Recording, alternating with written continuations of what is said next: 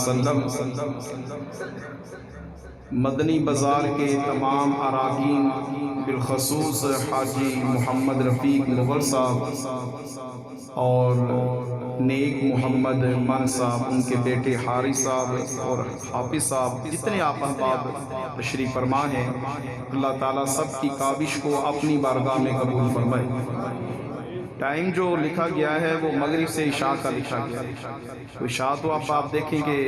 نمازیں کھڑی ہو چکی ہیں، آپ کی بھی یقیناً مصروفیات ہیں اور ہر بندے کا اپنا شیڈیول ہوتا ہے، تو میں صرف آپ کے سامنے دو احادیث مبارکہ میں بیان کرتا ہوں۔ اللہ تعالیٰ جو ہے وہ ہم سب کی حاضری کو قبول فرمائے۔ ہر بندہ اپنی جو ہے وہ توفیق استطاعت کے مطابق نبی کریم صلی اللہ علیہ وآلہ وسلم کا میلاد جو ہے وہ سجاتا ہے، وہ چاہے کسی کچے گھر میں سجا لے، اپنی دکان میں ایک تلاوت ایک نعت شریف پڑھ لے، اپنی جو حضور علیہ السلام کے ساتھ محبت ہے وہ اس کا اظہار کرتا ہے۔ نبی کریم صلی اللہ علیہ وآلہ وسلم نے آج سے 1400 سال پہلے آپ کو بھی یاد فرمایا ہے، اور کن الفاظ کے ساتھ حضور علیہ السلام نے آپ کو یاد فرمایا ہے وہ میں دو احادیث مبارکہ آپ کے سامنے جو ہے وہ بیان کرتا ہوں۔ آقا کریم صلی اللہ علیہ وآلہ وسلم آپ صحابہ کرام کے مجمع میں تشریف فرما ہیں، وہ حضور علیہ السلام نے صحابہ کرام سے پوچھا، ای الخلق اعجب الیکم ایمانا، اے میرے غلاموں تم یہ بتاؤ کہ تمہارے نزدیک سب سے زیادہ عجیب تر ایمان جو ہے وہ کن لوگوں کا ہے؟ حضور علیہ السلام نے یہ صحابہ کرام سے سوال کیا، آقا کریم صلی اللہ علیہ وآلہ وسلم کی بارگاہ میں صحابہ عرض کرتے ہیں، قالوا الملائکہ، یا رسول اللہ صلی اللہ علیہ وآلہ وسلم ہمارے نزدیک سب سے عجیب تر ایمان جو ہے وہ فرشتوں کا ہے، کہ فرشتوں کا ایمان ہمارے نزدیک سب سے زیادہ عجیب ہے۔ جب صحابہ کرام نے یہ عرض کی تو آقا علیہ السلام نے فرمایا، قال وما لهم لا يؤمنون وهم عند ربهم، کہ اے میرے صحابہ فرشتوں کے ایمان لانے میں عجیب بات کیا ہے؟ وہ تو اللہ کی بارگاہ میں ہوتے ہیں اور اللہ تعالیٰ کی بارگاہ سے انوار و تجلیات کی ان کے اوپر بارش ہوتی ہے۔ کئی فرشتے ہیں جو قیام میں ہیں، قیامت تک قیام میں ہی رہیں گے، کئی رکوع میں ہیں، قیامت تک رکوع میں ہی رہیں گے، کئی سجدے میں ہیں، قیامت تک وہ سجدہ ہی کرتے رہیں گے۔ تو صحابہ ان کے ایمان لانے میں عجیب بات کیا ہے؟ اللہ کی انوار و تجلیات کی بارش ہوتی ہے، اللہ کی بارگاہ سے ڈائریکٹ وہ فیض لیتے ہیں۔ اگر فرشتے ایمان لے آئے ہیں تو ان کا ایمان لانا کون سا عجیب ایمان ہے؟ جب یہ حضور علیہ السلام نے فرما دیا تو پھر صحابہ کرام نے عرض کی کہ قال وما لهم، یا رسول اللہ صلی اللہ علیہ وآلہ وسلم ہمارے نزدیک سب سے زیادہ ایمان جو ہے، قالوا الانبیاء، نبیوں کا ایمان لانا جو ہے وہ سب سے زیادہ عجیب تر ہے۔ آپ کو بات سمجھ آ رہی ہے کہ سوال کہاں سے شروع ہوا ہے کہ سب سے زیادہ عجیب ایمان کن لوگوں کا ہے؟ صحابہ نے عرض کی کہ سب سے زیادہ عجیب ایمان فرشتوں کا ہے۔ حضور نے فرمایا کہ فرشتے ایمان لے آئے ہیں تو وہ تو اللہ کی بارگاہ میں ہیں، تو اگر وہ ایمان لے آئے ہیں تو ان کا ایمان لانا کون سا عجیب بات ہے؟ تو پھر صحابہ کرام نے عرض کی قالوا فالنبیون، کہ یا رسول اللہ صلی اللہ علیہ وآلہ وسلم ہمارے نزدیک سب سے زیادہ پھر ایمان لانا اگر فرشتوں کا عجیب نہیں ہے تو پھر انبیاء علیہ السلام کا ایمان لانا جو ہے وہ عجیب ہے۔ تو آقا کریم صلی اللہ علیہ وآلہ وسلم نے فرمایا، قال وما لهم لا يؤمنون والوحی ينزل علیہم، کہ اے میرے غلاموں انبیاء کے ایمان لانے میں عجیب بات کیا ہے کہ اللہ تعالیٰ نے ان کے اوپر اپنی وحی کا نزول فرمایا ہے، اور اللہ تعالیٰ ان کے اوپر اپنی رحمتوں کا اپنی برکتوں کا نزول فرماتا ہے، ان کے اوپر کتابیں نازل فرماتا ہے، ان کو اللہ تعالیٰ چن لیتا ہے۔ تو اگر انبیاء علیہ السلام جو ہیں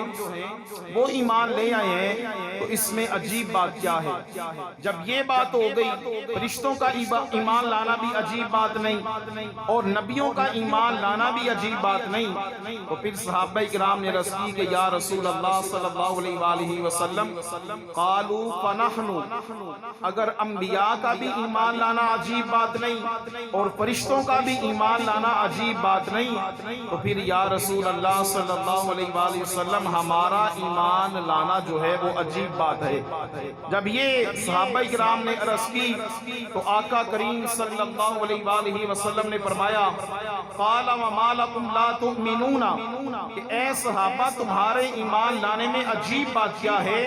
کہ حالانکہ میں تمہارے درمیان موجود ہوں، تم نے میری چہرہ بددعا کی زیارت کی ہے، تم نے میرے ساتھ نمازیں پڑھی ہیں، تم نے میرے ساتھ جہاد کیا ہے، تم نے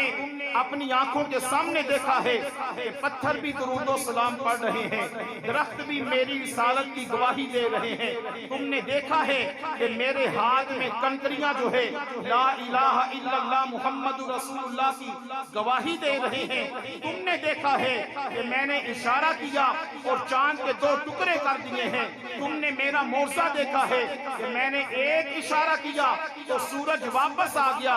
اے صحابہ اگر سارے معجزات دیکھ کے بھی تم ایمان لے آئے ہو تو اس میں عجیب بات کیا ہے؟ اب تینوں جوابات دیے، حضور نے ارشاد فرما دیا کہ نہ نبیوں کا ایمان لانا عجیب بات ہے، نہ فرشتوں کا ایمان لانا عجیب بات ہے، اور نہ ہی تمہارا ایمان لانا عجیب بات ہے۔ اگر اب آپ اس جملے پہ نہ بولیں تو پھر یہ آپ کی اپنی مرضی ہے۔ صحابہ نے عرض کی یا رسول اللہ صلی اللہ علیہ وسلم اب ہمارا علم جواب دے گیا، اب اللہ اور اس کا رسول زیادہ بہتر جانتا ہے کہ سب سے زیادہ عجیب ایمان کن لوگوں کا ہے۔ تو امام الانبیاء نے فرمایا اے صحابہ یاد رکھنا، نہ فرشتوں کا ایمان لانا عجیب بات ہے، نہ نبیوں کا ایمان لانا عجیب بات ہے، اور نہ ہی میرا ایمان لانا تمہارا ایمان لانا جو ہے وہ عجیب بات ہے، بلکہ سب سے زیادہ عجیب ایمان ان لوگوں کا ہے کہ جنہوں نے مجھے دیکھا نہیں ہوگا لیکن وہ میرا کلمہ پڑھیں گے، جنہوں نے مجھے دیکھا نہیں ہوگا لیکن وہ میرے ساتھ محبت کریں گے، اور ان کے ایمان کے جو دعویٰ ہے حضور فرماتے ہیں صحابہ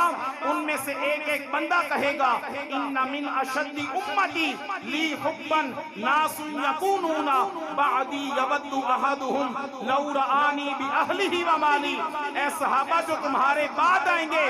وہ میرے ساتھ محبت بھی کریں گے، اور ہر بندہ یہ کہے گا کہ یا رب العالمین اگر میرا مال جاتا ہے تو چلا جائے، اگر اہل و عیال جاتے ہیں تو چلے جائیں، اس کے بدلے ایک بار چہرہ ودعا کی زیارت نصیب فرما دے۔ اللہ اکبر، یا رسول اللہ صلی اللہ علیہ وسلم، آمد مصطفیٰ، آمد مصطفیٰ۔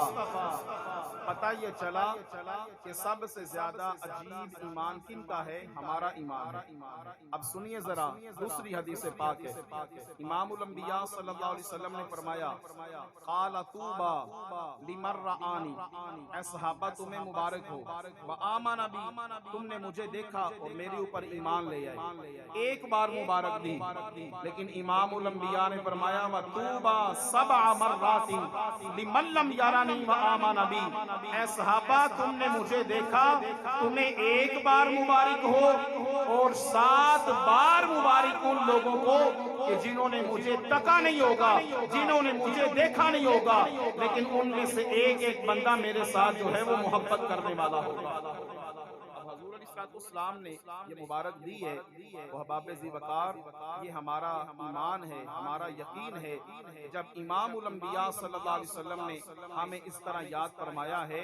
وہ جو سینے حضور علیہ السلام کی محبت سے خالی ہوں وہ سینے نہیں ہوتے بلکہ وہ مردہ ہوتے ہیں۔ زندہ سینے وہی ہوتے ہیں کہ جن سینوں میں امام الانبیاء صلی اللہ علیہ وآلہ وسلم کی محبت ہوتی ہے۔ حضور علیہ السلام نے اس طرح یاد فرمایا پھر ہم اس آقا کا، اس نبی کا کیوں نہ ایمان جو ہے وہ میلاد منائیں، کیونکہ اللہ نے قرآن میں فرما دیا قل بفضل اللہ وبرحمتہ فبذلک فلیفرحوا، اے محبوب آپ ان کو فرما دیجئے جب اللہ کا فضل ہو جائے اور اس کی رحمت مل جائے تو کیا کرو، یہ جو تمہارے اوپر کرم ہوا ہے نا فلیفرحوا، تم خوشیاں منایا کرو۔ اب فضل کیا ہے؟ فضل سے مراد امام الانبیاء صلی اللہ علیہ وآلہ وسلم کی وہ ذات اقدس ہے جو اللہ تعالیٰ نے حضور علیہ السلام کی صورت میں آپ کے پاک وجود کے صدقے کے ذریعے سے اللہ نے اس کائنات کو جو ہے وہ عطا فرمائی۔ اب آپ دیکھیے کہ پہلی امتوں کے لوگ جو ہے حضور علیہ السلام کے ذریعے سے اللہ نے کتنا کو فضل فرمایا ہے۔ پہلی امتوں کے لوگ رات کو زنا کرتے ہیں، صبح کے وقت ماتھے پہ لکھ دیا جاتا ہے کہ فلانے بندے نے زنا کیا ہے، رات کو گناہ کیا صبح پیشانی پہ لکھ دیا جاتا ہے۔ لیکن آج دیکھیے کہ ہمارے عیبوں پہ کون پردہ ڈال رہا ہے؟ خدا وحدہ لا شریک کی ذات جو ہے وہ پردہ ڈالتی ہے، اور کس کے صدقے سے ڈالتی ہے؟ امام الانبیاء صلی اللہ علیہ وآلہ وسلم کے صدقے سے ڈالتی ہے کہ آقا علیہ السلام کے صدقے سے اللہ نے اس امت کے اوپر کرم فرمایا، اور حضور علیہ السلام کے ذریعے سے اللہ تعالیٰ نے آقا کی ساری امت کے عیبوں کو جو ہے وہ چھپا دیا۔ حضور علیہ السلام کی امت وہ امت ہے جو دنیا میں سب سے بعد میں آئی ہے لیکن جنت میں سب سے پہلے جائے گی۔ یہ اللہ تعالیٰ نے حضور علیہ السلام کی امت کو شان عطا فرمائی ہے۔ ہم اس آقا کا کیوں نہ میلاد منائیں؟ تو امام الانبیاء صلی اللہ علیہ وآلہ وسلم نے فرمایا کہ اے میرے غلاموں، حضور علیہ السلام کی صحیح حدیث ہے کہ ان الجنت حرمت علی الانبیاء حتی ادخلها۔ الفاظ بڑے سننے والے ہیں۔ حضور نے فرمایا کہ اللہ تعالیٰ نے تمام نبیوں پہ جنت کو اس وقت تک حرام فرما دیا ہے جب تک اللہ تعالیٰ میرے لیے جنت کو دروازے نہیں کھولے گا۔ وحرمت علی الامم حتی تدخلها، اور حضور نے فرمایا کہ اے میرے غلاموں، اللہ نے تمام امتوں کے اوپر جو ہے اس وقت تک جنت کو حرام فرما دیا ہے جب تک اللہ تعالیٰ میری امت کے لیے جنت کے دروازے نہیں کھول دے گا۔ جس امت کو اتنی شان ملی ہے وہ امت کیوں نہ امام الانبیاء کا میلاد منائے؟ ہم انشاءاللہ حضور کا میلاد مناتے رہیں گے۔ اور حضرت حسان بن ثابت نے کہا تھا کہ یہ میرے الفاظ کے ذریعے سے یہ حضور کو پذیرائی نہیں ملتی، بلکہ میں تو حضور کی جو تعریف ہے وہ اس لیے کرتا ہوں کہ حضور کی تعریف کرنے کے صدقے سے اللہ تعالیٰ مجھے جو ہے وہ عزت عطا فرما دیتا ہے۔ اگر دنیا میں عزت لینا چاہتے ہو، آخرت میں عزت لینا چاہتے ہو، تو پھر کیا کرو؟ امام الانبیاء کی نعتیں بھی پڑھا کرو اور حضور کا میلاد بھی منایا کرو۔ اب ذرا میرے ساتھ مل کے، نہ میں نے شروع میں نعت پڑھی ہے نہ کوئی شعر پڑھا ہے کیونکہ مجھے بھی جلدی ہے اور آپ احباب بھی مغرب کے بعد سے بیٹھے ہیں۔ اعلیٰ حضرت کا بڑا خوبصورت کلام ہے، ذرا مل کے پڑھ لیجئے۔ سب سے اولا اعلیٰ ہمارا نبی، سب سے بالا او اعلیٰ ہمارا نبی، سب سے اولا او اعلیٰ ہمارا نبی، سب سے بالا و اعلیٰ۔ جتنے آپ احباب بیٹھے ہیں نا، اگر ایک ایک بندہ اس مارکیٹ میں اکیلا بولے نا تو پوری مارکیٹ میں اس کی آواز جائے۔ آپ کہتے ہیں کہ میں بھی مائک رکھ دیتا ہوں تو مل کے پڑھ لیتے ہیں۔ آپ ذرا زور لگائیں، آج لوگ جو ہیں وہ آپ نے کسی کے لیے نہیں بولنا بلکہ امام الانبیاء کے لیے بولنا ہے، تو مل کے ذرا پڑھیے۔ خلق سے اولیاء، اولیاء سے رسول، خلق سے اولیاء، اولیاء سے رسول، سب رسولوں سے اعلیٰ ہمارا نبی، سب رسولوں سے اعلیٰ ہمارا نبی، ملک کونین میں انبیاء تاجدار، تاجداروں کا آقا ہمارا نبی، کون دیتا ہے دینے کو منہ چاہیے، دینے والا ہے سچا ہمارا نبی، کرنو بدلی رسولوں کی ہوتی رہی چاندی بدلی سے نکلا ہمارا نبی ملک کونین میں انبیاء تاجدار تاجداروں کا آقا ہمارا نبی سب سے اولا اعلیٰ ہمارا نبی